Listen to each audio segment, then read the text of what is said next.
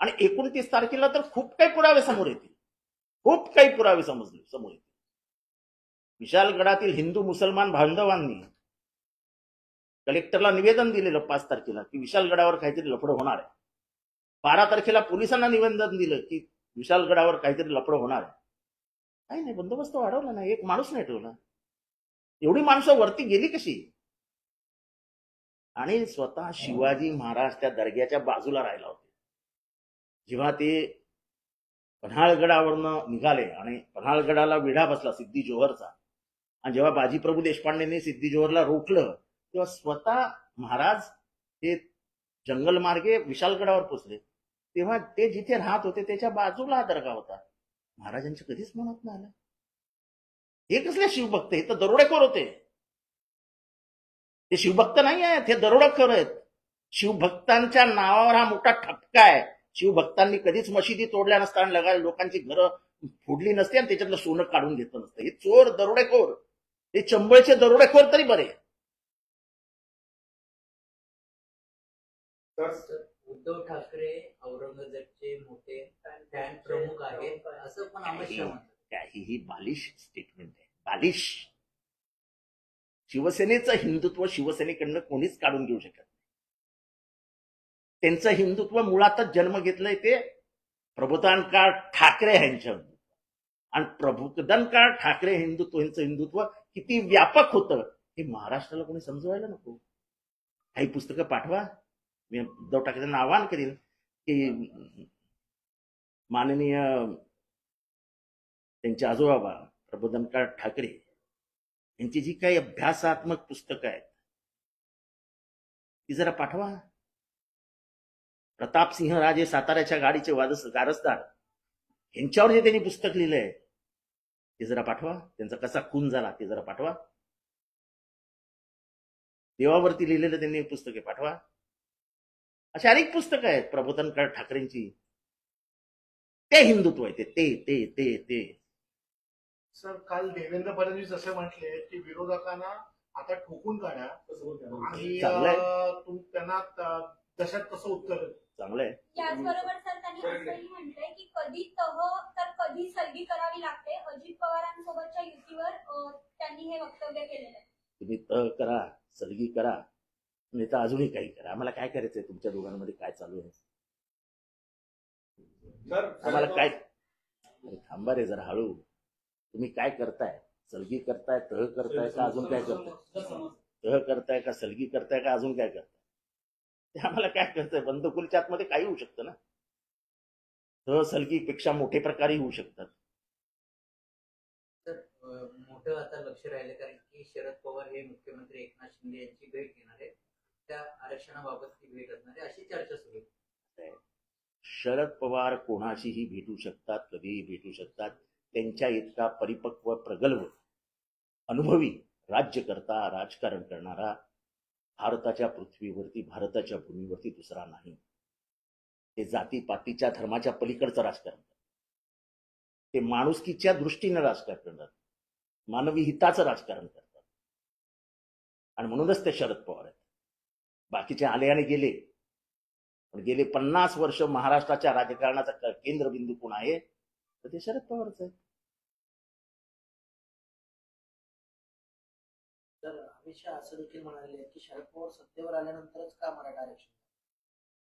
शरद पवारांनी जातीपातीचं राजकारण कधीच केलं नाही. 2 वर्ष महाराष्ट्राने बघितलं की ह्यांनी कशा 2 जाती एकमेकांना भिडवल्या. इतकं घाणेरडं राजकारण केलं आणि त्याच्यात यश येत नाही म्हणून आता हिंदू मुसलमान परत वळले. पण त्यांना मी एकच सांगू इच्छितो की ना तर मुसलमान भडकतील ना हिंदू भडकतील. दोघांनाही समजून चुकलंय की तुम्ही फक्त राजकारण हे राजकीय फायद्यासाठी करता, बाकी तुमचा त्याचा दुसरा हेतू कुठलाही नाही. तर धर्मवीर पार्ट 2 येतोय 9 ऑगस्टला. त्यामध्ये हिंदुत्वाचा वारसा आम्हीच पुढे नेतो असं त्या चित्रपटात दाखवणार. या धर्मवीरतेबद्दल तर मला काहीच बोलायचं. त्यांना त्या मठामध्ये कोण यायचं जायचं हे आम्हाला सगळ्यांना व्यवस्थित माहिती आहे. कोण किती जवळ होतं हेही आम्हाला व्यवस्थित जायचंय. त्याच्यामुळे ते त्यांचं पिक्चर आहे. ते प्रोड्युसर, डायरेक्टर, रायटर, गीतकार, संगीतकार, गायक सगळं आहे. म्हणून आपल्याला काय, आपण तो पिक्चरच बघत नाही, तर बघायला करायचं घरी पिक्चर होत. सर आज अजित पवारांचा वाढदिवस आहे, तर लाडक्या बहिणींना भेटण्यासाठी त्यांनी अनेक ठिकाणी मेळावे घेतलेले आहेत. त्यांनी योजनेचं नावच बदललं ना. महाराष्ट्र सरकारने जाहीर केलेली मुख्यमंत्री लाडकी बहीण योजना ही त्यांनी माझी लाडकी बहीण योजना करून टाकली. म्हणजे ते स्वतः, म्हणजे हे अजित पवारांची सवय आहे की मी करेन तीच. आता योजना काय पास झाली, माझी लाडकी बहीण, बरोबर आहे. मग आपलं काय ना, मुख्यमंत्री लाडकी बहीण, ही माझी लाडकी बहीण कुठून आणली योजना? नवीन योजना काढतायत की काय परत 1,500ची? बारामतीमधनं सिग्नल आले असतील की 1,500 काय होत नाही महाराष्ट्रात, 3,000 करा. ते करतील. त्यांना काय पैसेच वाटायचे, त्यांचे कुठे वाटायचे, जनतेकडनं घ्यायचे आणि वाटून टाकायचे. अनेक ठिकाणी भावी मुख्यमंत्री असते की चांगलं आहे, चांगलं आहे, चांगलं आहे. त्यांच्यात स्पर्धा आहे ती चांगली आहे. तुमच्या मतदारसंघात पहिल्यांदा दहीहंडी जी आहे, दहीहंडी खूप लागतात. पहिल्यांदाची चर्चा होते. सर, या सवलतींमुळे कुठेतरी तरुण वर्ग एक आळशी बनेल किंवा काम करण्याची त्याची प्रवृत्ती कमी होईल असं वाटत नाही का? अतिरेक नाही होत योजनांचा? मत विकत घेण्यासाठी हे स्वतःचे केस काढून टकलं करून पण फिरायला कमी नाही. मत पाहिजे. किसी भी कीमत पे हमें वोट चाहिए. याला फार महत्व देण्याचं काय कारण आहे? लोकांना सगळं कळतं आणि खास करून तरुण पोरांना तर सगळंच कळतं. तुमचे इतके कारखाने गुजरातला गेले तेव्हा तुम्हाला कधी वाटलं नाही की तरुणांच्या नोकऱ्या जात आहेत? इतक्या आयटी इंडस्ट्रीज बंद पडल्या, तुम्हाला वाटलं नाही कधी हे असं घडतंय आणि याच्यामुळे नोकऱ्या जात आहेत?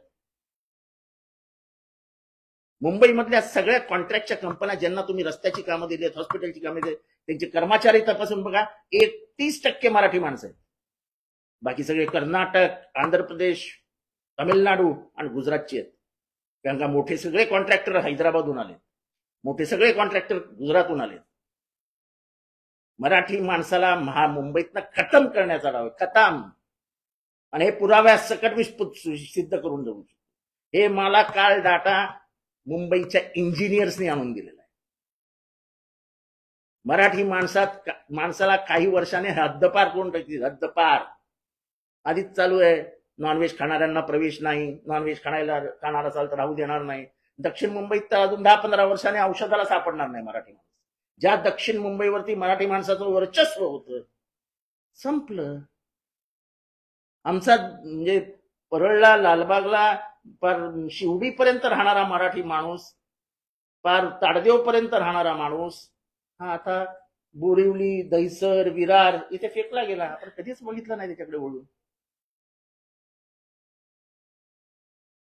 आता तिथे जिथे चाळी होत्या तिथे 40-40, 50-50 आपण बघितलं की आम्ही टोपी खाली पडेल अशी परिस्थिती. गरीब माणसाला स्थानच नाही आता मुंबईत. कोणानंतर वरली आणि आता मुलुंडमध्ये हिट अँड रन, तर कोणीमधून 2 रिक्षांना धडकले, त्यामध्ये 4 जण हे गंभीर जखमी. Hit and run basically road safety नावाचा प्रकारच महाराष्ट्रात. कारण का ह्या एकेकाच्या बंदोबस्ताला 800 पोलीस आहेत. 800 पोलीस. काय करणार पोलीस तरी बिचारे, काय करणार? आपण सगळं पोलिसांच्या डोक्यावर पडतो, पोलीस करणार काय? पोलीस कंप्लेंट घेतात, काय करणार पोलीस? हतबल आहेत. कोण येतो? जितेंद्र आव्हाडचं नाव घ्या, टाका त्याच्यात. काय हिंमत आहे आमच्या इन्स्पेक्टरची? इन्स्पेक्टरला निरोप येतो, नाव घे नाही तर खुर्ची सोड. हे असं 15 वर्ष आम्ही राज्यकर्ते होतो, त्याच्या आधीही आम्ही राज्यकर्ते होतो. आम्हाला नाही वाटत आमचा गृहमंत्री कधी असा दम देत असेल, कधीच नाही. यांच्या म्हणजे काय आता सांगायचं, यांचे पीए फोन करतात, याला एमपीडीए लावा, त्यांना एमपीडीए लावा, त्याला एमपीडीए लावा. पीए कार्यकर्ते, त्यांच्या सगळ्या चोऱ्या माऱ्या 307, 302 सगळं लपवलं जातं. आता त्याच्यात पोलिसांची पण चूक आहे की जेव्हा एखाद्या माणसाचा मुर्दा पडलेला असतो तेव्हा तुम्ही या गोष्टी लपवता कसं काय? तुम्ही इन्क्वायरी मध्ये ट्रान्सपरन्सी का ठेवत नाही?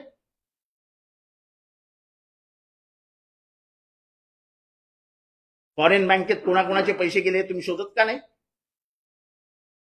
जेव्हा तुम्ही एका गुन्ह्याचा तपास करता तेव्हा सर्वत्र तो तपास का नाही होत? आणि मग एक मगरुरी येते, कितीही काही केलं तरी माझं नावच येऊ शकत नाही. मग करा दुसरा, करा तिसरा, करा चौथा. आहे आपल्याला राजकीय आशीर्वाद.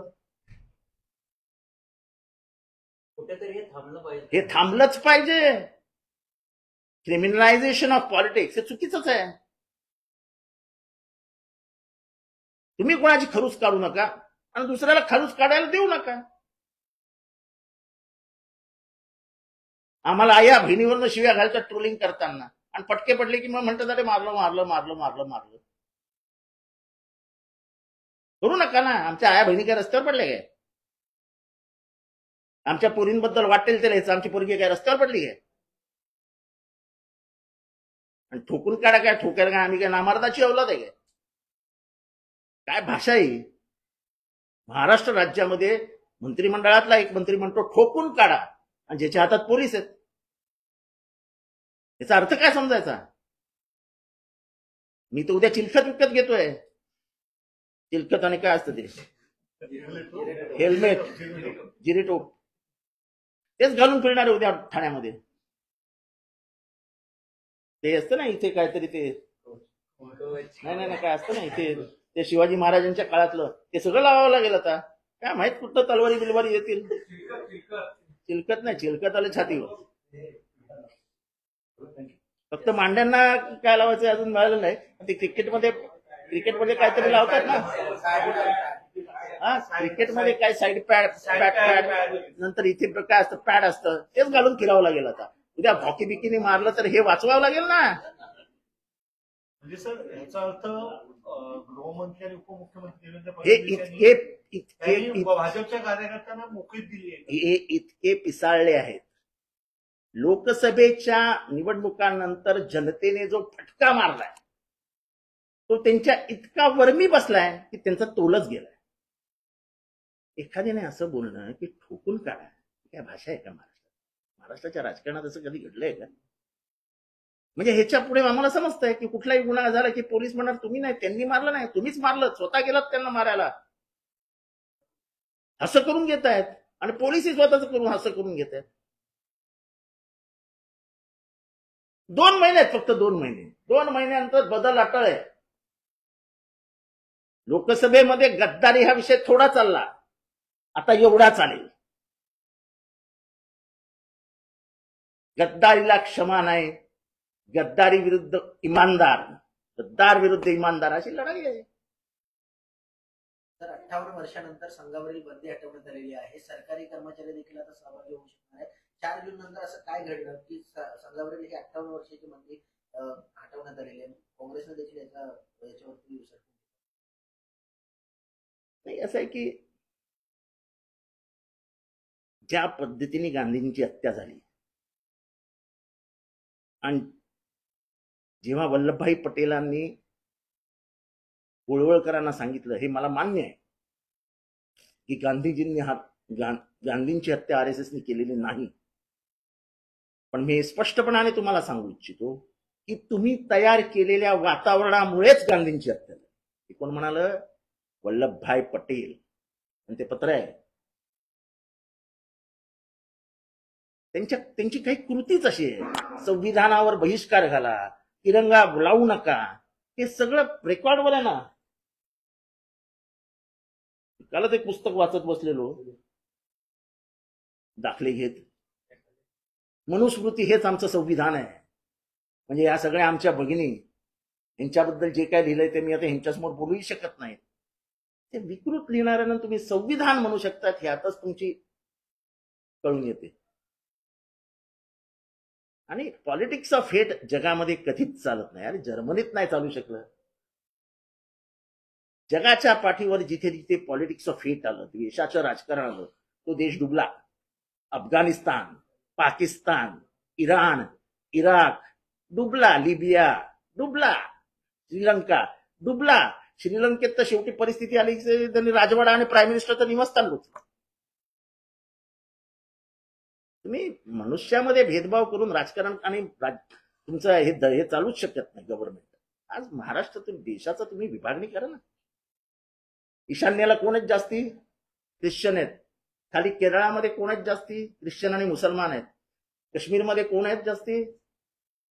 या सगळ्यांना एकत्र करून जवाहरलाल नेहरू, गांधी आणि आंबेडकरांनी हे राष्ट्र व्यवस्था स्थापन केली. त्याला जर तुम्ही सुरुंग लावणार असाल तर तुम्ही देशाला सुरुंग लावता. त्या गजापूरमध्ये इतिहासामध्ये कधीही एकही सण त्यांनी एकट्याने साजरा केलेला नाही. गणपतीची मिरवणूक अख्खं गाव काढतं.